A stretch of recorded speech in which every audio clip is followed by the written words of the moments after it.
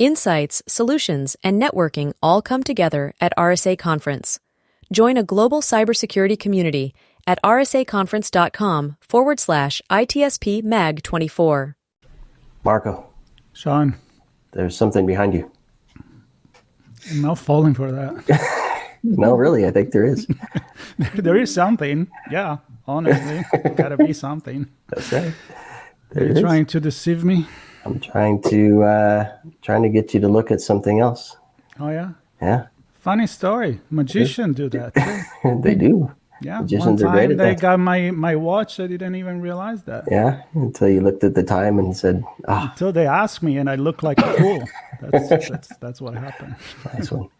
Yep, sleight of hand, a little bump here, a little, hey, look over there. Mm-hmm. It's a tried and true technique to get people to do something that then you can use against them somehow, some way. Yep. And of course, I'm not even coming close to providing a proper definition of what our topic is today. So this is part of our chats on the road, obviously, Marco, to RSA Conference. And our two guests have quite the journey to get to San Francisco for their talk, which is called Deception is on the Rise, but is it time to unleash engagement operations? And I'm thrilled to have Ondrej and Jan on. How are you guys? Good to see you. Hey, how you doing? Very good. Hi. And first off, congratulations on getting accepted as speakers at the conference. So many submissions. It's not an easy task. So well done on that. And it's an interesting topic as well. And I think certainly plays heavily in the cyber world. But as we were kind of joking at the beginning, it's part of everyday life, right? Right.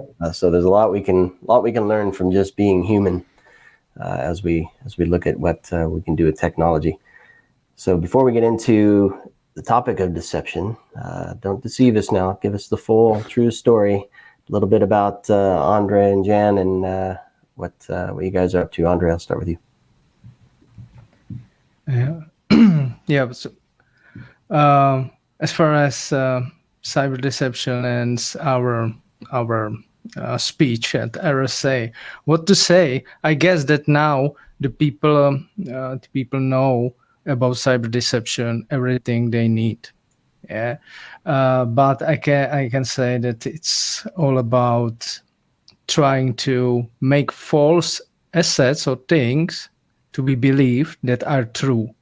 Yeah, and it comes from Asian history, and it's nothing new. But some guys bring us theory that it's possible to use it in cyber, and they create a lot of interesting books and methodologies how to use it, and then we came and tried it.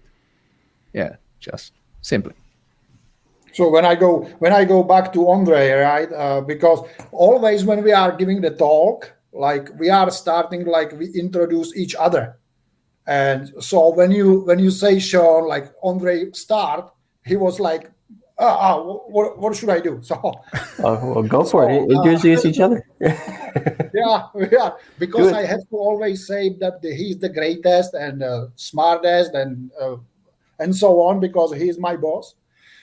But Ondrej, he's like he's CISO in our company, and he's taking the care of us, the small guys, and he's also what he called like chief deception officer. And it's actually didn't start with the cybersecurity, but with his character, because he is lying all the time, you know. Yeah, I'm just deceiving. We started with deception, yeah. Yeah, not introduce ourselves, just tell what are we talking about, and you have to find us. Yeah, just kidding. Yeah, no, Jan is kidding at all. Our job is at a state company which offers cybersecurity and data centers for the state, and we are state cloud provider. And this is the main reason why we trying to use any advanced techniques in defense. Yeah, and I'm his boss, and he's my greatest colleague and right hand. Yeah, he's a technical guy. I am, CISO. You get to wear all the weight on your shoulders. Well, I like the idea that you get on and start confusing people. So Exactly. so that's a good start. The other good start, if we can, as you start going there, like what is the definition of deception, and then we can go into how we apply that. I mean, we were joking about the magician. We can joke about a lot of things, like it can be applied to news, to a lot of different things, but at the core. I will say like the shortest one is that deception is act of causing someone to accept as true or valid something what is false or invalid. So anything what is actually not true, it's actually deception. But that deception or concept of deception in cybersecurity is much wider than this. But I will say this is the short and very very good line or how to say or how to describe the deception. Yeah, nowadays you can find a lot of definitions in studies and in the websites and in the vendors' websites about their products. Yeah, which starts our solution best for deception because. Yeah, and the short one is great one, as Jan said. So help me understand how and where this fits into a security program. So we have presumably a team, either insourced or outsourced, looking at activities. And we're looking for signs that somebody's come through our external defenses or whatever. What does it fit into the monitoring, or does it go beyond that? Maybe describe that for me. I don't know, Jan or Ondrej, either Yeah, one. well, you see, that's we are going much deeper in our talk in this, in especially this question. But deception was perceived like all honeypots, honey something, and we think like employing just these parts of defense, we are going to where we are right now. So we are still going to that reactive part. We're still waiting for the honeypot to somebody visit the honeypot. Okay, we get something, and we want to be more active. And this is about like we are more than that, and that's already the engagement. But when I go to the deception, we first thought when we first find the deception in 2018 or something like that, we thought it will solve all our problems. So like, yeah, we just set up some honeypot here, some shadow account there, and we are set. But it's not like that. It's not easy like that. It's have to be always part of that layered security, layered defense, and then it can work. And we see that big help with deception is like in cyber threat intelligence. To get the data information you need for the next process stuff in the cybersecurity, or in detection engineering, like where you have high false positive ratios, you can use the deception to fit that gap or stuff like that. So it's like we are seeing the deception as part of some process which is already in cybersecurity widely used. Yeah, how to say anything more? Yeah, just maybe some advice when to start using these things. Yeah, Jan mentioned the honeypots. It's about 20, 30 years old technology, which helps us to collecting data, but you need some process how to use it. Even it's just simple honeypot, which shows us any vulnerabilities, especially for some attack vector or something like that. You need the story. So my first advice is start with deception, and or maybe we can move to active cyber defense at all, because Jan started with it. When you are ready with your SOC, at least at some maturity, you have implemented some processes for detection engineering. You have a good visibility and gaining data from all log sources, almost, or what you need. Yeah, this is the sometime you need to consider, can I do something more? So here is a question. I mean, we started with a joke of the joke. It's true. I mean, that's how magicians get people to fall into tricks. So it's very much psychology. And I'm wondering, like, when people think about the honeypot, you think about, in cybersecurity, think about the technology part of it.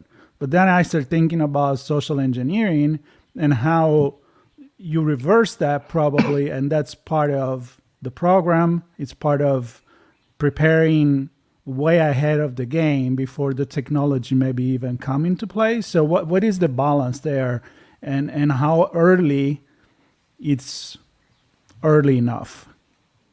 That's very hard to say. This is like when you need that some kind of maturity. It's not for for some start teams, but you need a good scenario. Like when you come home from the pub and you will say, I had only one beer. It have to look like you had only one beer. Okay, you cannot just be totally smashed. And so it's about that. And you said it right. It's about the psychology. It's not actually the deception and active cyber defense is no more about technical stuff. You always can get some technical stuff. You always can program some things. You always can make application. But it was about psychology and about the state of your mind. So you need the scenario. And to have somewhere honeypot, it's a cool thing. You can get some information probably, but it's not something what will work against some advanced adversary. And it's still just the part of the story. Yeah, you have to start with why or what is coming soon. Yeah, you need some CTI. Yeah, to evaluate what is important for you, what is happening, what techniques or tactics or APTs are around. Yeah, and who trying to get to your infrastructure, if I can make it simpler, yeah, to explain. Yeah, and then you have to create the story, and maybe the psyops might be the part of it, yeah, of course. And once you know what is happening around, and then you know what you have in your armory, what is your tradecraft, you can start to prepare for home alone evening, yeah, and setting the traps. Yeah, and that's basically what we are talking about in our talk, because we were battling always with these talks about just one thing. Okay, so we watched the talk which was about honeypots, about shadow accounts, about influence operations, about always it was only one topic. And in our talk, we are trying to put that in the process from the start to the end. Like you starting with the threat intelligence, with the use of deception in the threat intelligence, and you end up with some validation of your steps you make on the road to that to the perfection. Yeah, and those steps are filled with the use of active cyber defense elements like deception, like using honeypots, shadow accounts, etc. Yeah, we will show in our speech. Yeah, what are the parts of the things we can do, because we have to understand that there are things we can do, because we are not state agency like FBI and or Kurds who can order just take this botnet down. Yeah, and please use these forces for this. So there is a group of things we can do.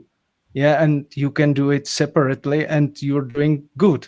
But if you think about it and you will connect it in the process, where there are inputs and outputs of each step, you'll get, something which brings you some value and helps you to have numbers. For management, you have numbers. About efficiency, about money, of course. So that's why our basic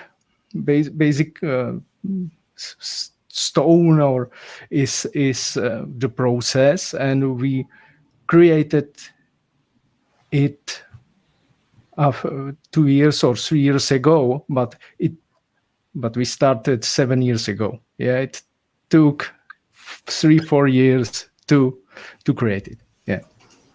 Nice. And you're going to do a whole case study during your talk, and you mentioned creating the story, and don't give away any secrets, but how does that work? Because I guess to your point, Jan, if a police officer is asking you, are you drunk? And you say, I only had one beer. And they ask you, well, can you touch your nose? And you say, I only had one beer. And they say, can you repeat the alphabet? And you say, I only had one beer. If it's the same response over and over and over, they're going to realize you're not doing very well engaging in that conversation. So one can predict what that exchange might be with the police officer. Similarly, one might expect what the exchange might be in our tech stack, right? If somebody reaches this point, then they might want to use something from that and move here or do some reconnaissance and so I don't know, do you use tools like MITRE or other things like that to kind of help paint the story of how the attackers might move and to your point, Ondrej, that with the cyber threat intelligence data to say, we know they move this way and this is how our organization looks. So I don't know, don't give too much away, but how does that work? But you will understand once you will see our speech, of course. But we can say, we can say we use all known methodologies, frameworks around. MITRE is very good and very far. Their things are. It took 3 or 4 years to be to get to public or to be accepted by public for MITRE attack.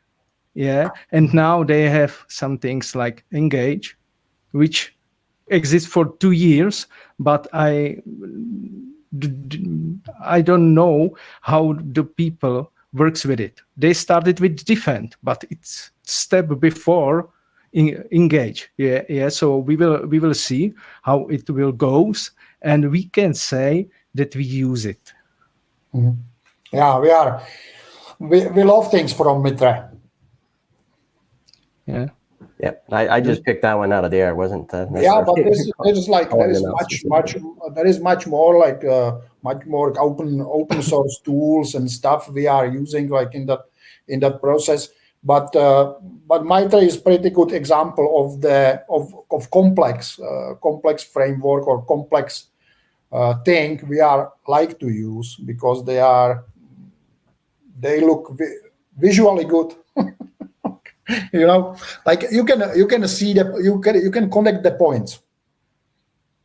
And it makes sense, and it's very complex, and we guess that it needs sometimes to understand all their concept, and they will go out with new things which will make or show their story behind.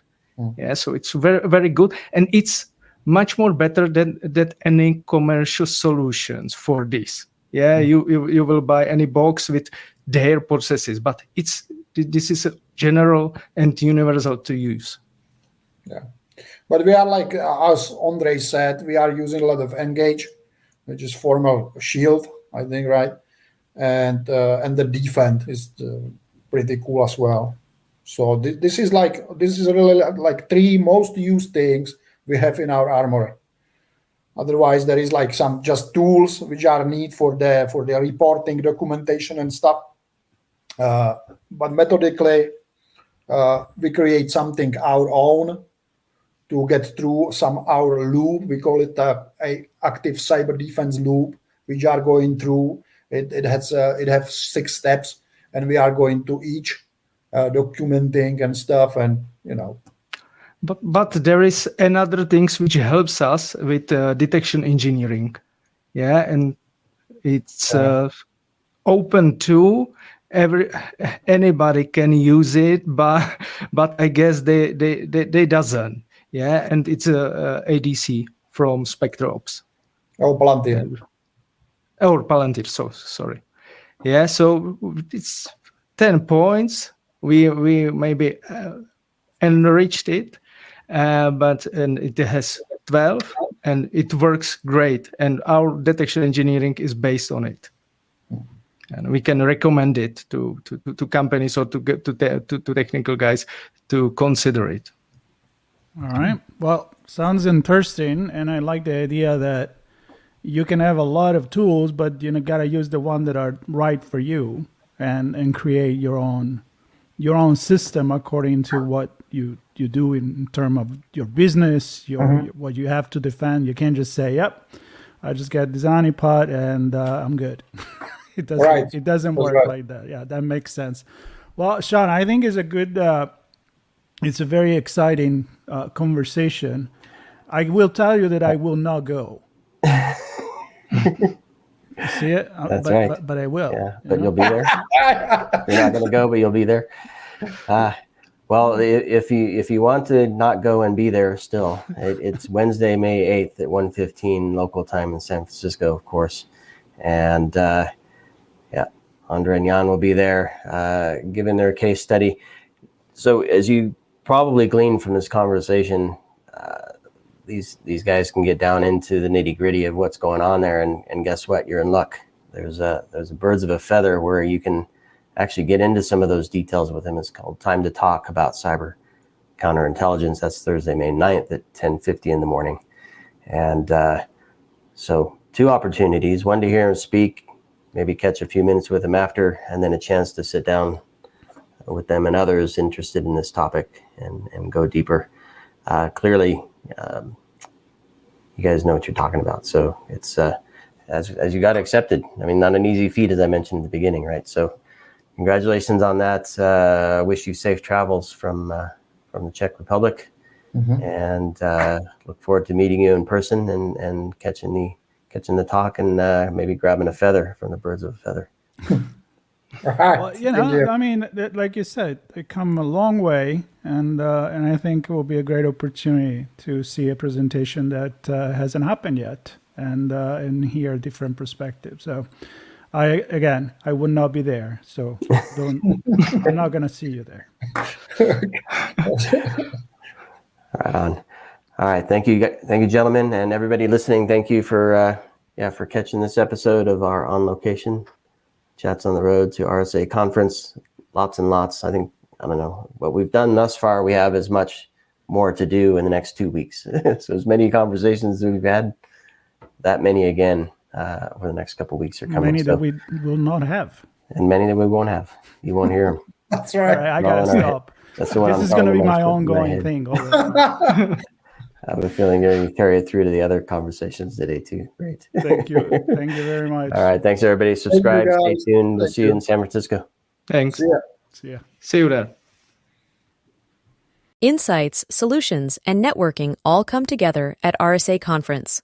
Join a global cybersecurity community at rsaconference.com/ITSP Mag 24.